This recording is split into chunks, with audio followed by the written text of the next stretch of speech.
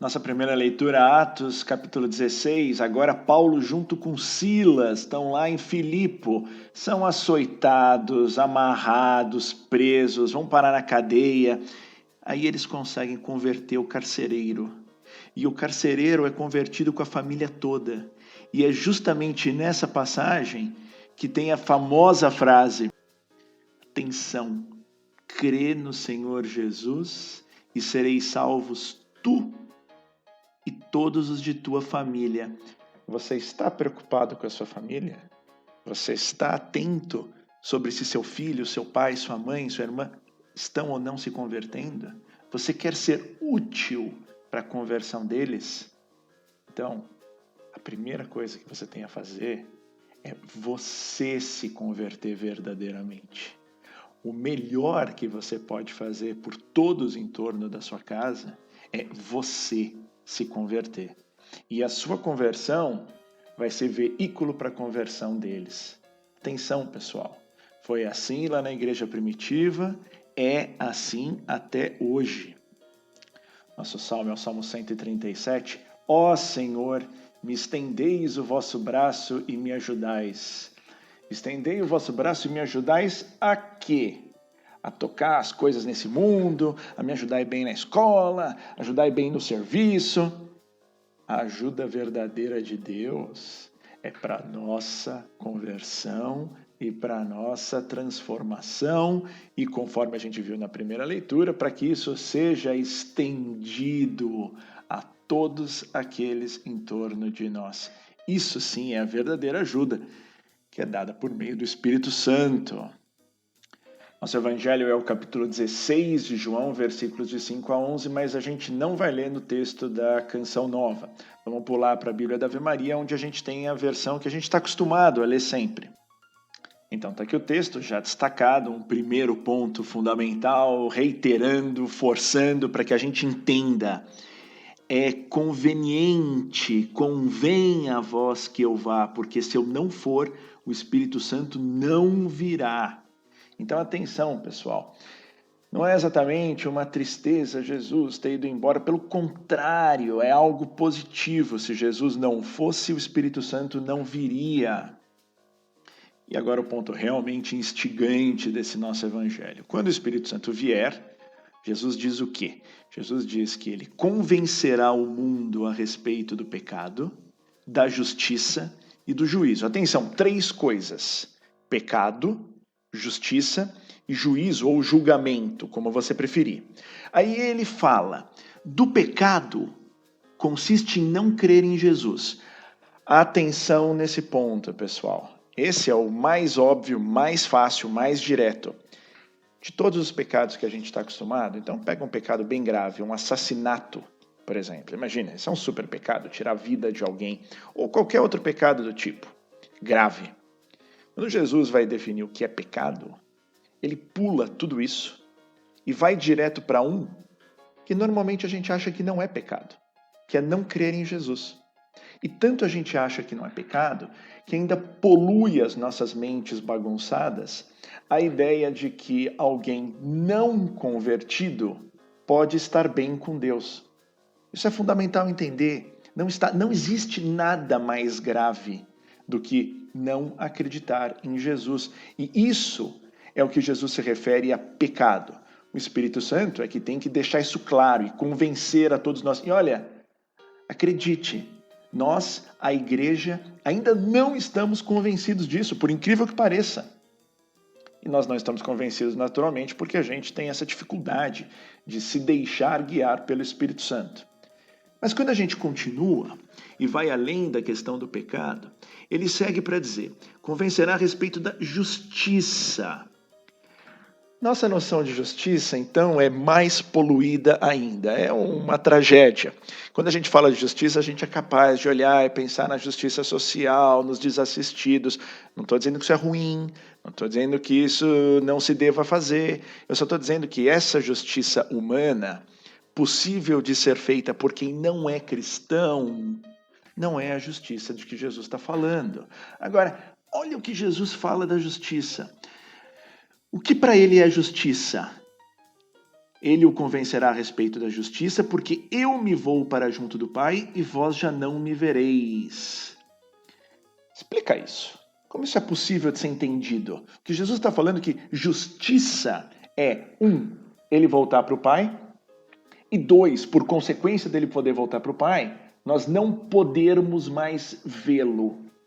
Em outras palavras, se você for definir isso objetivamente, justiça é nós não podermos ver Jesus. Claro que a partir daqui a gente pode fazer mil ilações, frases politicamente corretas, emocionantes, poéticas, mas volta! O que Jesus está falando é que justiça é nós não podermos vê-lo. Ponto. Em outras palavras, não adianta vir com poesia, nem com palavras que agradem ao mundo. A gente tem que entender o que significa essa justiça, que é a justiça de não poder vê-lo. E aí, pessoal, quando você se depara com uma rocha frondosa como essa, nada melhor do que trazer a nossa solução de interpretação da Bíblia. Sempre quando você estiver lendo essas passagens, lembra, vamos tentar encaixar isso ou na nossa conversão, ou no receber o Espírito Santo, ou na nossa transformação, ou eventualmente nos três. Como é que a gente trata então essa possibilidade de justiça equivaler a não vê-lo? Ora, pessoal, vamos construir isso. É evidente que o que Jesus está falando aqui é da conversão das pessoas. E essa conversão significa, ou necessita, ou implica a necessidade de você reconhecer Jesus sem vê-lo, acreditar em Jesus sem vê-lo. E isso tem um nome, isso tem uma palavrinha de 2 letras. Essa palavrinha é a fé. Ah, mas o que fé tem a ver com justiça? Pois se lembre que o justo viverá pela fé. A justiça de Deus é diretamente proporcional e medida pela fé. O justo viverá pela fé. E enquanto a gente não entender que justiça na ótica de Deus tem a ver com fé, fé que leva à conversão e resulta finalmente na sua transformação, é porque a gente ainda não entendeu nada. Continuar insistindo que a justiça é a justiça social, do assistencialismo e e deixar de lado a conversão, o receber o Espírito Santo e a transformação, é a ruína do cristianismo. Jesus não chega nem perto de palavras politicamente corretas. Ele não tem dúvida. Justiça consiste em vocês não me verem. Querendo dizer, justiça consiste em vocês não me verem e ainda assim acreditarem pela fé em mim. Agora, e por que ele continua para dizer e convencerá a respeito do juízo, do julgamento? E aí ele vira e fala que consiste em que o príncipe deste mundo, o demônio, que é príncipe deste mundo, já está julgado e condenado. 2 pontos aqui. Um reconfortante. Puxa, a vitória de Jesus aqui nesse mundo, o demônio está derrotado. Esse é o ponto reconfortante. Agora tem o ponto dramático. O ponto dramático, pessoal, é que se você não passou pelas 2 primeiras coisas que vêm antes, a respeito do pecado que é não acreditar, da justiça que é acreditar, você chega no terceiro e você vai estar em um dos 2 lados. Ou você vai estar no lado dos que acreditaram e não estão, portanto, sujeitos ao príncipe deste mundo e estarão, então, entre os vitoriosos, ou você estará, então, no meio daqueles que estão sob o príncipe deste mundo. Se o príncipe deste mundo já foi julgado, quanto mais aqueles que estão sob o príncipe deste mundo.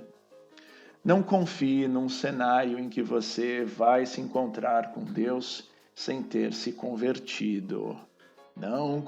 Mas o amor de Deus é muito grande e ele vai, no fim Deus é brasileiro e no final tudo vai dar certo. Isso não é assim que funciona. E para encerrar, vamos fazer a junção de tudo. Então ele vai convencer a respeito do pecado, a respeito da justiça e a respeito do julgamento. Pecado é não crer em Jesus, justiça é crer em Jesus pela fé, e a terceira é o julgamento, que é o resultado disso. Essas três coisas, pessoal. Jesus está falando três aspectos da mesma coisa, que é a conversão. Isso tem que ficar claro. São três aspectos da mesma coisa. E aí fica fácil de entender e de dar valor.